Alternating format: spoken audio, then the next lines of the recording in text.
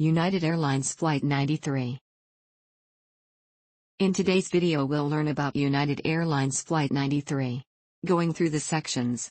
Abstract, hijackers, flight, aftermath, nationalities of the victims on the aircraft, external links, abstract. United Airlines Flight 93 was a domestic scheduled passenger flight that was hijacked by 4 al-Qaeda terrorists on board, as part of the September 11 attacks. It crashed into a field in Somerset County, Pennsylvania, during an attempt by the passengers and crew to regain control. All 44 people on board were killed, including the 4 hijackers. The aircraft involved, a Boeing 757-222, was flying United Airlines' daily scheduled morning flight from Newark International Airport in New Jersey to San Francisco International Airport in California. The hijackers stormed the aircraft's cockpit 46 minutes after takeoff. The captain and first officer struggled with the hijackers, which was transmitted to air traffic control. Hijackers, who had trained as a pilot, took control of the aircraft and diverted it back toward the East Coast, in the direction of Washington, D.C., the U.S. capital. Khalid Sheikh Mohammed and Ramzi bin al-Sheikh, considered principal instigators of the attacks, have claimed that the intended target was the U.S. Capitol building. After the hijackers took control of the plane, the pilots may have taken measures such as deactivating the autopilot in order to hinder the hijackers. Several passengers and flight attendants learned from phone calls that suicide attacks had already been made by hijacked airliners on the World Trade Center in New York City and the Pentagon in Arlington County, Virginia. Many of the passengers then attempted to retake the plane from the hijackers. During the struggle, the hijackers deliberately crashed the plane into a field near a reclaimed strip mine in Stony Creek Township, near Indian Lake and Shanksville, about 65 miles, 105 kilometers, southeast of Pittsburgh and 130 miles, 210 kilometers, northwest of Washington, D.C., rather than cede control of the plane. A few people witnessed the impact from the ground, and news agencies began reporting the event within an hour.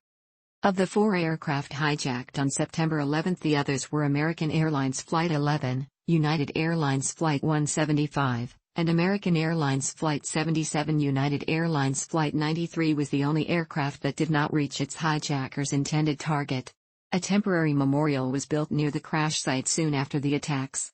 Construction of a permanent Flight 93 National Memorial was dedicated on September 10, 2011, and a concrete and glass visitor center, situated on a hill overlooking the site, was opened exactly 4 years later. This project compresses information gathered from Wikipedia in video format. Why should I watch it? Studies prove that reading while listening improves comprehension, increases speed as well as expands vocabulary and enhances fluency. Provide your feedback on the comments section. Support the channel by subscribing and liking the video, thanks. Hijackers. The hijacking of Flight 93 was led by Ziad Jarrah, a member of al-Qaeda. Jarrah was born in Lebanon to a wealthy family and had a secular upbringing. He intended to become a pilot and moved to Germany in 1996, enrolling at the University of Greifswald to study German. A year later, he moved to Hamburg and began studying aeronautical engineering at the Hamburg University of Applied Sciences. In Hamburg, Jarrah became a devout Muslim and associated with the radical Hamburg cell. In November 1999, Jarrah left Hamburg for Afghanistan, where he spent 3 months. While there, he met with al-Qaeda leader Osama bin Laden in January 2000.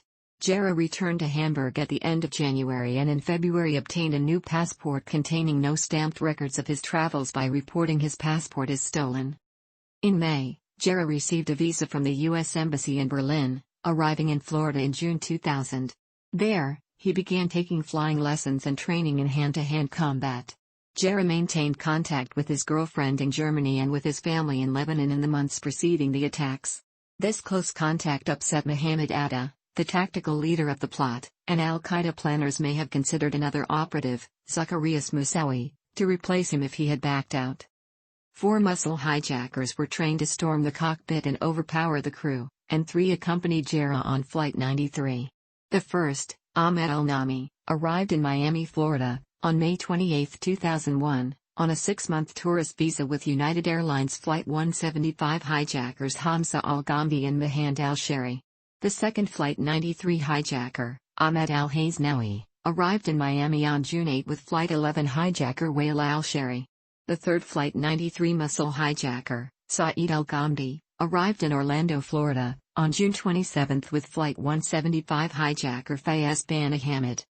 On August 3, 2001, an intended fifth hijacker, Mohammed Al-Qahtani, flew into Orlando from Dubai. He was questioned by officials, who were dubious that he could support himself with only $2,800 cash to his name, and suspicious that he intended to become an illegal immigrant as he was using a one-way ticket. He was sent back to Dubai, and subsequently returned to Saudi Arabia. Ziad Jarrah and Saeed Al-Ghamdi's passports were recovered from the Flight 93 crash site. Jarrah's family said he had been an innocent passenger on board the flight. The aircraft involved in the hijacking was a Boeing 757-222, registration AN 591 UA, delivered to United Airlines in June 1996. The airplane had a capacity of 182 passengers. The September 11 flight carried 33 passengers, the 4 terrorists, and 7 crew, a load factor of 20%, considerably below the 52% average Tuesday load factor for Flight 93. The 7 crew members were Captain Jason Dahl, First Officer Leroy Homer Jr., and flight attendants Lorraine Bay, Sandra Bradshaw, Wanda Green, Cece Lyles, and Deborah Welsh. The 4 hijackers checked in for the flight between 7:03 and 7:39 Eastern Time. At 7:03, Ghamdi checked in without any luggage while Nami checked in 2 bags. At 7:24, Haznawi checked in 1 bag, and at 7:39, Jarrah checked in without any luggage. Haznawi was the only hijacker selected for extra scrutiny by the Computer-Assisted Passenger Prescreening System, CAPS. His checked bag underwent extra screening for explosives, with no extra scrutiny required by CAPS at the passenger security checkpoint. None of the security checkpoint personnel reported anything unusual about the hijackers. Haznawi and Ghamdi boarded the aircraft at 7:39 and sat in first-class seats 6B and 3D respectively. Nami boarded 1 minute later and sat in first-class seat 3C. Ziad Jarrah called his girlfriend, Aisel Singh, from a public telephone at the airport, repeating the words "I love you" over and over. He boarded at 7:48 and sat in seat 1B. The aircraft was scheduled to depart at 8 o'clock and pushed back from gate A17 at 8:01. It remained delayed on the ground until 8:42 because of heavy airport congestion. The 3 other hijacked flights all departed within 15 minutes of their scheduled times. By the time Flight 93 became airborne, Flight 11 was 4 minutes away from hitting the North Tower and Flight 175 was being hijacked. Flight 77 was climbing normally and was 9 minutes away from being hijacked. By 9:02, 1 minute before Flight 175 hit the South Tower, Flight 93 reached its cruising altitude of 35,000 feet, 11,000 meters. With the attacks unfolding, air traffic officials began issuing warnings through the Aircraft Communication Addressing and Reporting System, ACARS.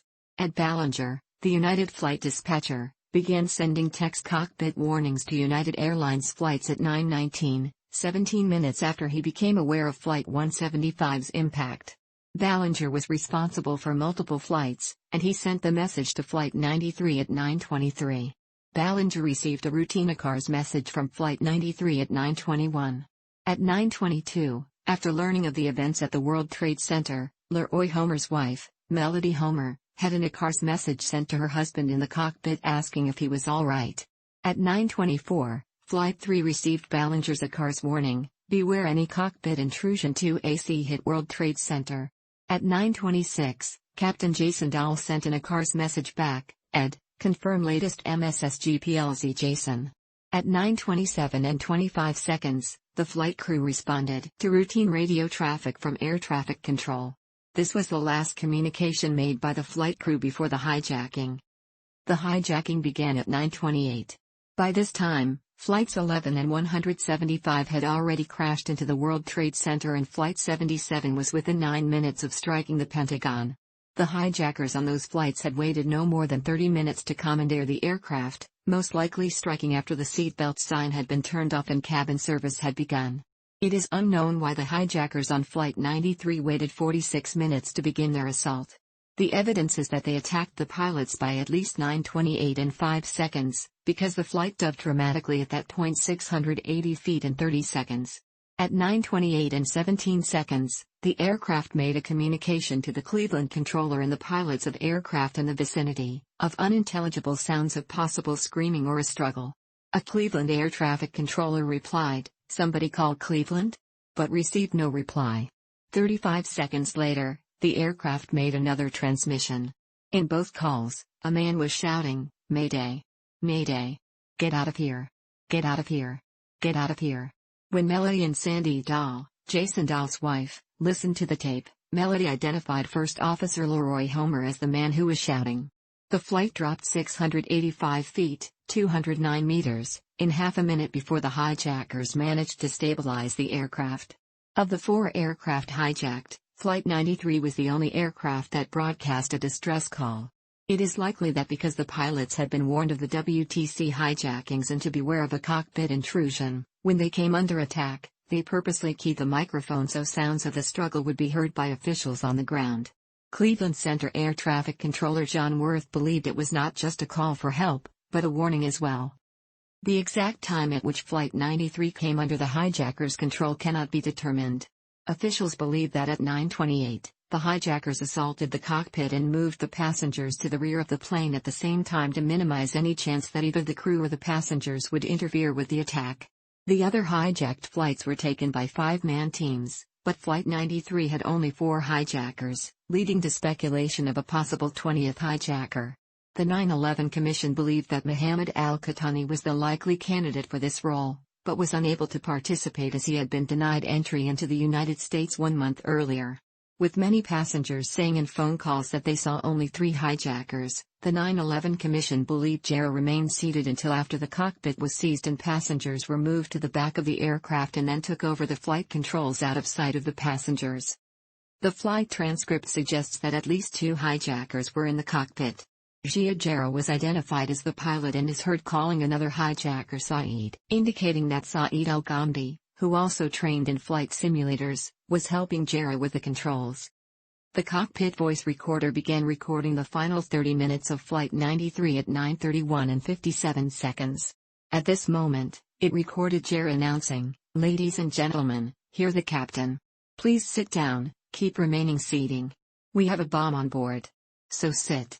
The commission believed Jarrah tried to make an announcement to the passengers, but pressed the wrong button, sending the message to Cleveland controllers. Mohammed Atta had made the same error on Flight 11. The controller understood the transmission, but responded, "Calling Cleveland Center, you're unreadable. Say again, slowly." A woman, thought to be first-class flight attendant Debbie Welsh, is heard being held captive in the background and is heard struggling with the hijackers and pleading, "Please, please, don't hurt me." Jarrah instructed the autopilot to turn the plane and head east at 9:35 and 9 seconds. The aircraft ascended to 40,700 feet, 12,400 meters, and air traffic controllers immediately moved several aircraft out of Flight 93's flight path. The woman in the cockpit is heard to say, "I don't want to die, I don't want to die before being killed or otherwise silenced," followed by one of the hijackers saying in Arabic, "Everything is fine. I finished." At 9:39, 2 minutes after Flight 77 impacted the Pentagon, air traffic controllers overheard Jarrah say, "Here's the captain, I would like you all to remain seated. We have a bomb aboard, and we are going back to the airport, and we have our demands. So please remain quiet." Air traffic controllers did not hear from the flight again. According to the commission, the hijackers could have learned of the successful attacks on the World Trade Center from messages being sent by United Airlines to the cockpits of its transcontinental flights, including Flight 93, warning of cockpit intrusion and telling of the New York attacks. Passengers and crew began making phone calls to officials and family members starting at 9:30 using GTE airphones and mobile phones. Altogether, the passengers and crew made 35 air phone calls and 2 cell phone calls from the flight. 10 passengers and 2 crew members were able to connect, providing information to family, friends, and others on the ground. Tom Burnett made several phone calls to his wife beginning at 9:30 and 32 seconds from rows 24 and 25, though he was assigned a seat in row 4. Burnett explained that the plane had been hijacked by men claiming to have a bomb.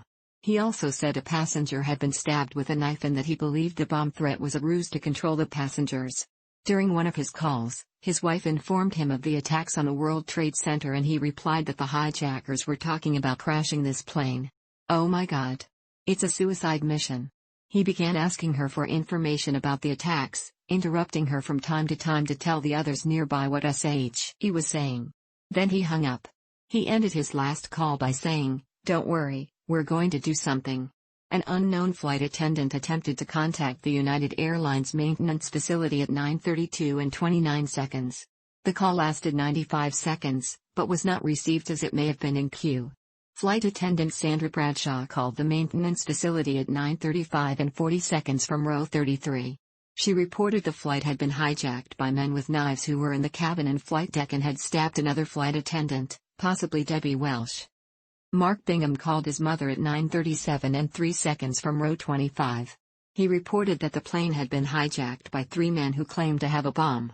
Jeremy Glick called his wife at 9:37 and 41 seconds from row 27 and told her the flight was hijacked by 3 dark-skinned men who looked Iranian, wearing red bandanas and wielding knives. Glick remained connected until the end of the flight. He reported that the passengers voted whether to rush the hijackers.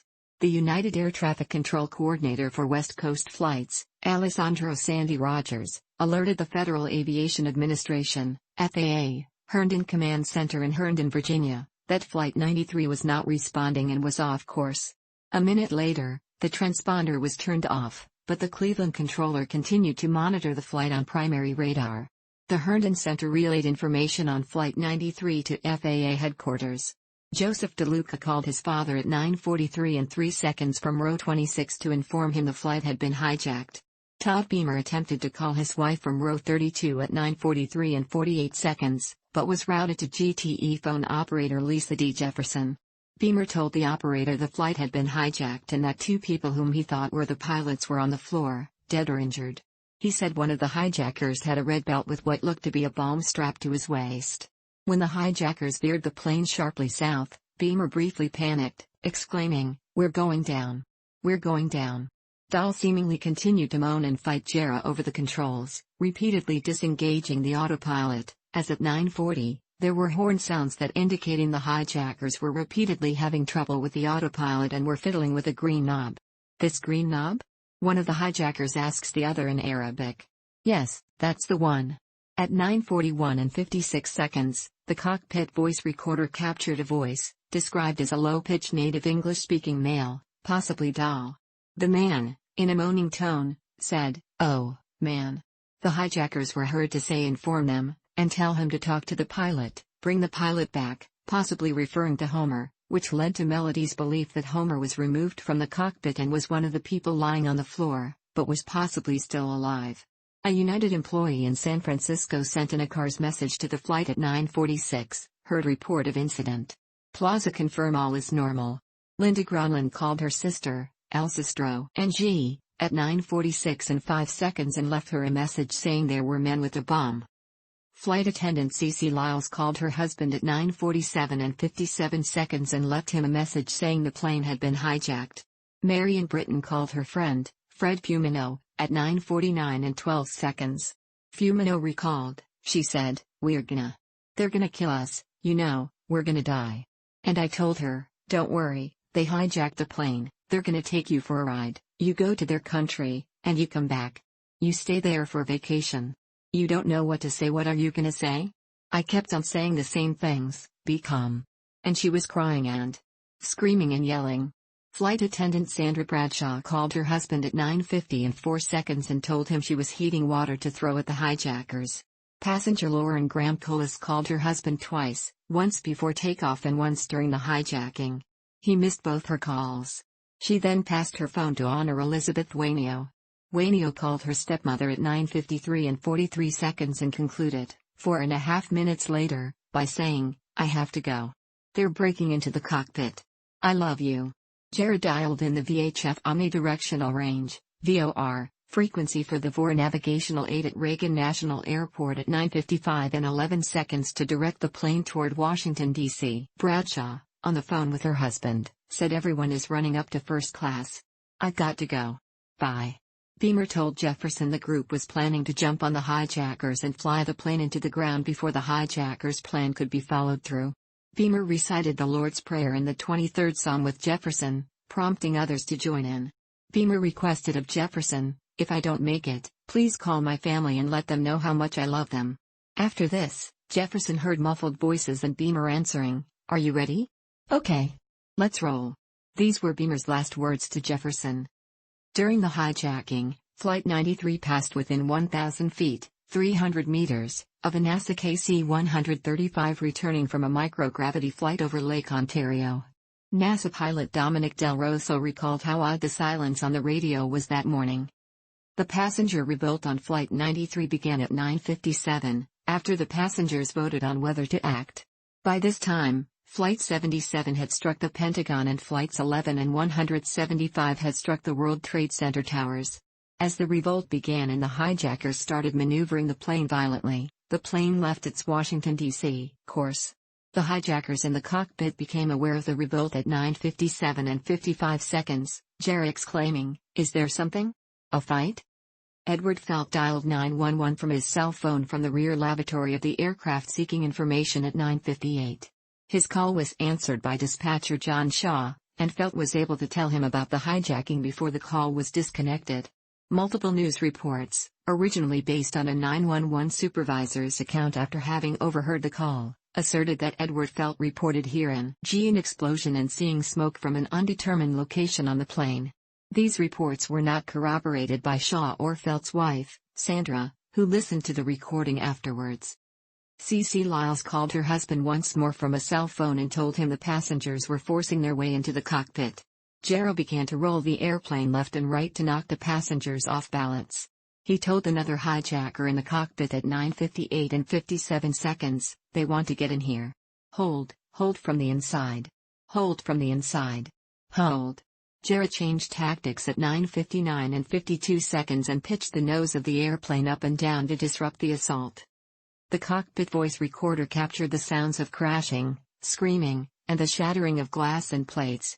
3 times in a period of 5 seconds there were shouts of pain or distress from a hijacker outside the cockpit, suggesting a hijacker who was standing guard outside the cockpit was being attacked by the passengers. Jarrett stabilized the plane at 10 hours and 3 seconds. 5 seconds later, he asked, "Is that it? Shall we finish it off?" Another hijacker responded, "No. Not yet. When they all come, we finish it off." Jarrett once again pitched the airplane up and down. A passenger in the background cried, in the cockpit, "If we don't, we'll die." At 10 hours and 25 seconds. 16 seconds later, another passenger yelled, "Roll it," possibly referring to using the food cart. The voice recorder captured the sound of the passengers using the food cart as a battering ram against the cockpit door. Jarrett ceased the violent maneuvers at 10:01 and recited the takbir twice. He then asked another hijacker, "Is that it? I mean, shall we put it down?" The other hijacker responded, "Yes, put it in it, and pull it down." The passengers continued their assault and at 10:02 and 17 seconds, a male passenger said, "Turn it up." A second later, a hijacker said, "Pull it down. Pull it down." At 10:02 and 33 seconds, Jerry made a desperate plea in Arabic, screaming, "Hey! Hey! Give it to me! Give it to me! Give it to me! Give it to me! Give it to me! Give it to me! Give it to me! Give it to me," possibly referring to the plane's yoke. The airplane plummeted into a nosedive with the yoke turned hard to the right. The airplane rolled upside down, and one of the hijackers began shouting the takbir. Among the continued sounds of the passenger counterattack, the aircraft picked up speed, whooshing and shrieking were picked up on the recorder, and the hijackers inside the cockpit are heard yelling "No!" over the sound of breaking glass. The final spoken words on the recorder were a calm voice in English instructing, "Pull it up." The plane then crashed into an empty field in Stony Creek, Pennsylvania, about 20 minutes flying time from Washington, D.C. The last entry on the voice recorder was made at 10:03 and 9 seconds. The last piece of flight data was recorded at 10:03 and 10 seconds. There is controversy between some family members of the passengers and the investigative officials as to whether the passengers managed to breach the cockpit or even break the cockpit door. The 9/11 Commission report concluded that the hijackers remained at the controls but must have judged that the passengers were only seconds from overcoming them. Many of the passengers' family members, having heard the audio recordings, believe the passengers breached the cockpit and killed at least one of the hijackers guarding the cockpit door. Some interpreted the audio as suggesting that the passengers and hijackers struggled for control of the yoke. The hijackers' efforts to hold against the door may have prevented the passengers from successfully breaching the cockpit. Vice President Dick Cheney, in the Presidential Emergency Operations Center deep under the White House, authorized Flight 93 to be shot down, but upon learning of the crash, is reported to have said, "I think an act of heroism just took place on that plane." At 10:03 and 11 seconds, near Indian Lake in Shanksville, Pennsylvania, the plane crashed into a field near a reclaimed coal strip mine known as the Diamond T mine owned by PBS Coals in Stony Creek Township in Somerset County. The National Transportation Safety Board reported that the flight impacted at 563 miles per hour at a 40-degree nose-down inverted attitude. The impact left a crater 8 to 10 feet deep and 30 to 50 feet wide. All 44 people on board died. Many media reports and eyewitness accounts said the time of the crash was 10:06 or 10:10. An initial analysis of seismographic data in the area concluded that the crash occurred at 10:06, but the 9/11 Commission report states that this analysis was not definitive and was retracted. Other media outlets in the 9/11 Commission reported the time of impact as 10:03, based on when the flight recorders stopped, analysis of radar data, infrared satellite data, and air traffic control transmissions. Kelly Levernight, a local resident, was watching news of the attacks when she heard the plane. "I heard the plane going over and I went out the front door and I saw the plane going down. It was headed toward the school, which panicked me, because all 3 of my kids were there. Then you heard the explosion and felt the blast and saw the fire and smoke." Another witness, Eric Peterson, looked up when he heard the plane. "It was low enough, I thought you could probably count the rivets. You could see more of the roof of the plane than you could the belly. It was on its side. There was a great explosion and you could see the flames. It was a massive explosion. Flames and then smoke and then a massive mushroom cloud." Val McClatchy had been watching footage of the attacks when she heard the plane. She saw it briefly, then heard the impact. The crash knocked out the electricity and phones. McClatchy grabbed her camera and took the only known picture of the smoke cloud from the explosion. In September 2011, shortly before the 10th anniversary of the attacks, a video of the rising smoke cloud, filmed by Dave Burkable from his yard2.mw parser output. SR only border :0, clip rect 0,0,0,0, height :1px, margin 1px, overflow hidden, padding :0, position absolute, width :1px, white space NORAD 12 miles away from the crash site was published on YouTube. The first responders arrived at the crash site after 10:06. Cleveland Center controllers, unaware the flight had crashed, notified the Northeast Air Defense Sector, NEADS, at 10:07 that Flight 93 had a bomb on board and passed the last known position. This call was the first time the military was notified about the flight. Ballinger sent one final ACARS message to Flight 93 at 10:10, "Don't divert to DC. Not an option." He repeated the message 1 minute later. The Herndon Command Center alerted FAA headquarters that Flight 93 had crashed at 10:13. NEADS called the Washington Air Route Traffic Control Center for an update on Flight 93 and received notification that the flight had crashed. At 10:37, CNN correspondent Aaron Brown, covering the collapse of the World Trade Center, announced, "We are getting reports and we are getting lots of reports and we want to be careful to tell you when we have confirmed them and not, but we have a report that a 747 is down in Pennsylvania, and that remains unconfirmed at this point."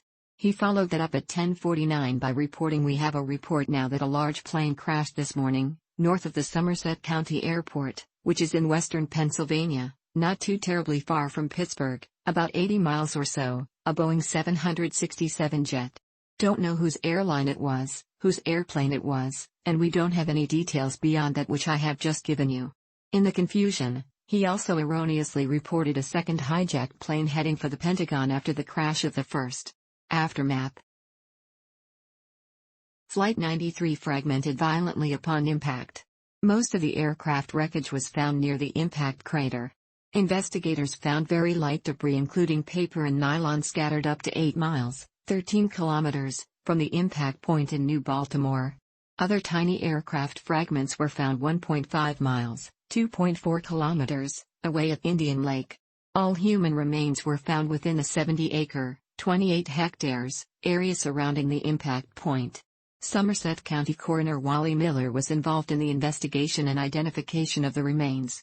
In examining the wreckage, the only human body part he could see was part of the backbone. Miller later found and identified 1,500 pieces of human remains totaling about 600 pounds, 272 kilograms, or 8% of the total. The rest of the remains were consumed by the impact. Investigators identified 4 victims by September 22 and 11 by September 24. They identified another by September 29. 34 passengers were identified by October 27. All the people on board the flight were identified by December 21. Human remains were so fragmented that investigators could not determine whether any victims were dead before the plane crashed. Death certificates for the 40 victims listed the cause of death as homicide and listed the cause of death for the 4 hijackers as suicide. The remains and personal effects of the victims were returned to the families. The remains of the hijackers, identified by the process of elimination, were turned over to the Federal Bureau of Investigation, FBI, as evidence. Investigators also found a knife concealed in a cigarette lighter. They located the flight data recorder on September 13 and the cockpit voice recorder the following day. The voice recorder was found buried 25 feet below the crater. The FBI initially refused to release the voice recording, rejecting requests by Congresswoman Ellen Tauscher and family members of those on board. They later allowed the relatives of Flight 93 victims to listen to the recording in a closed session on April 18, 2002. Jurors for the Zacarias Moussaoui trial heard the tape as part of the proceedings and the transcript was publicly released on April 12, 2006. All passengers and crew on board Flight 93 were nominated for the Congressional Gold Medal on September 19, 2001. Congressman Bill Schuster introduced a bill to this effect in 2006, and they were granted on September 11, 2014.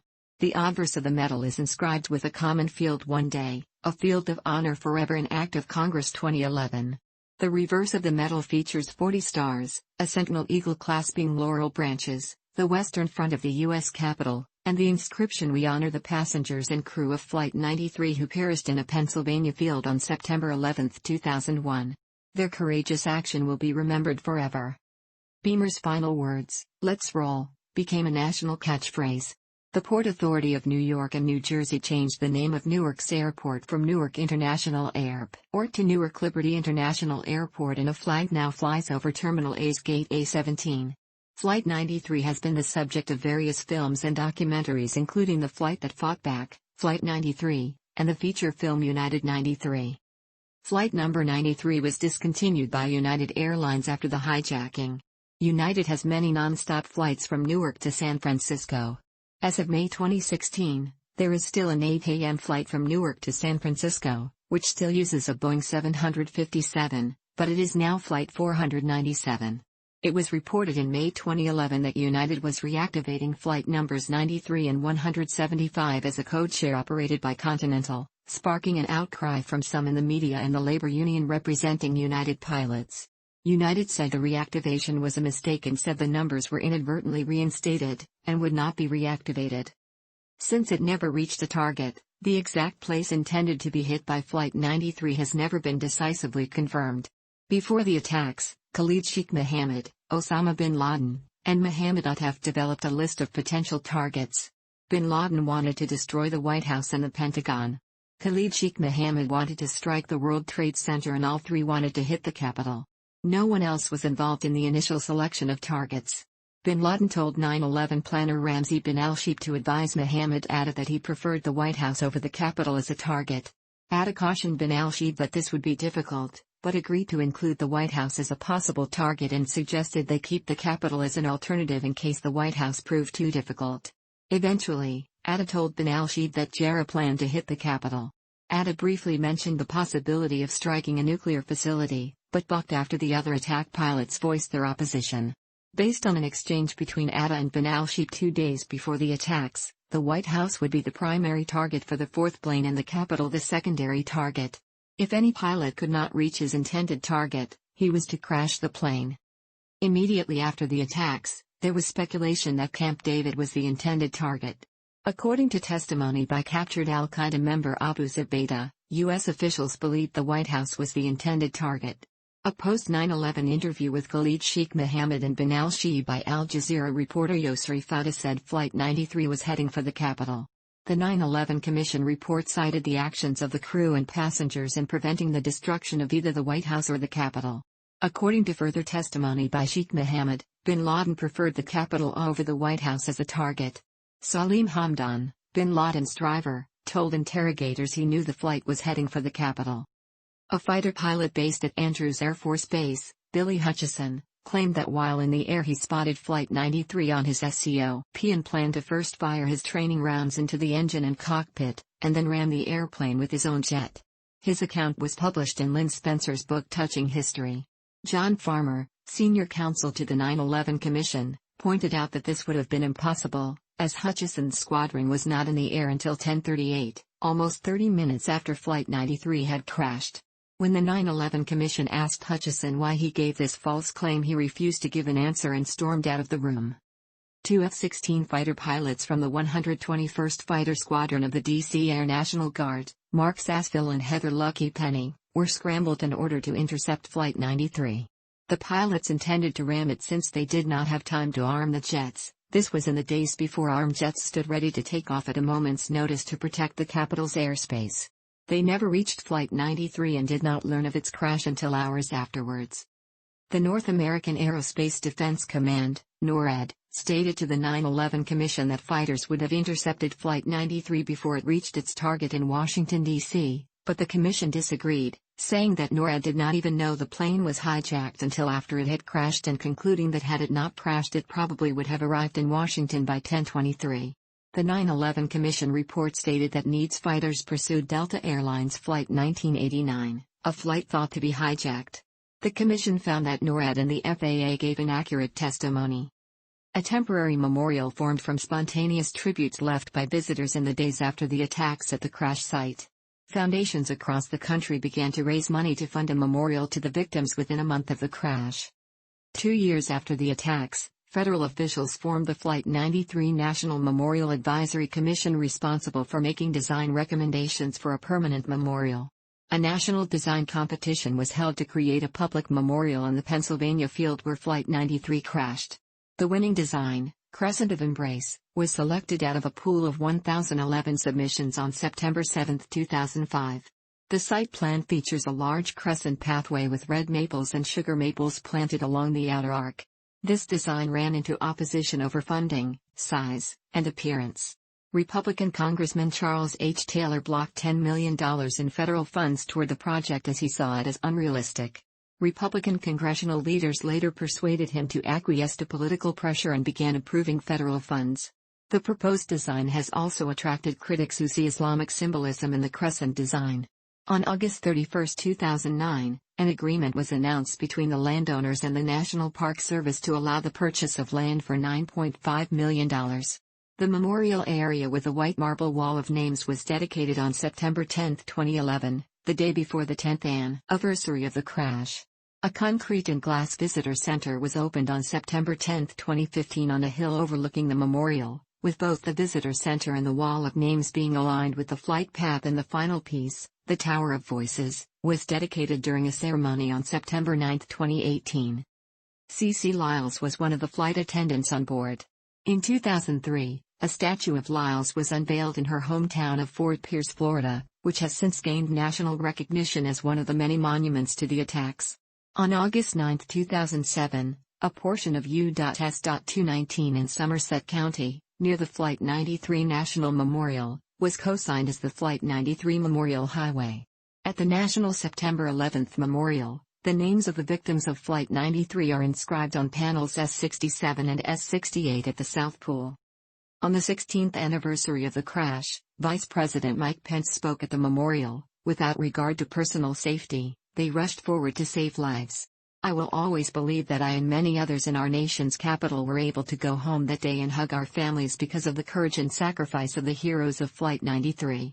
Nationalities of the victims on the aircraft. The passengers, excluding the hijackers, and crew were from